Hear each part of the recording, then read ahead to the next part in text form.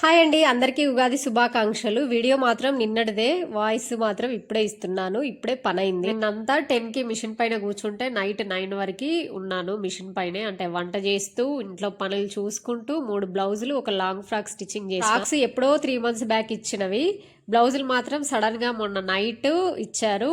Evening 4 వరకు కావాలన్నారు. Night ఊరెళ్తారంట.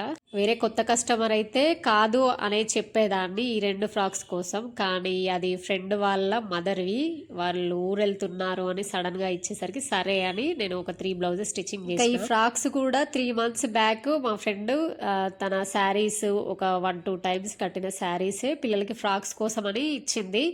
నేను రేపు రేపు అని అలా శివరాత్రి స్కిప్ చేసిన.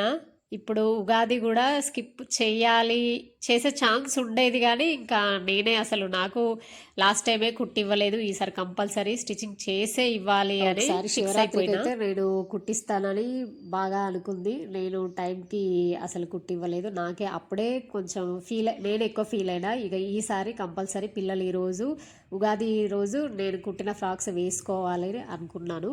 ఈ 6 ఇయర్స్ పాపది కూడా అయ్యాక నేను వాళ్ళకి సెండ్ చేశాక నేను ఆ పిక్స్ నెక్స్ట్ వీడియోలో యాడ్ చేస్తాను.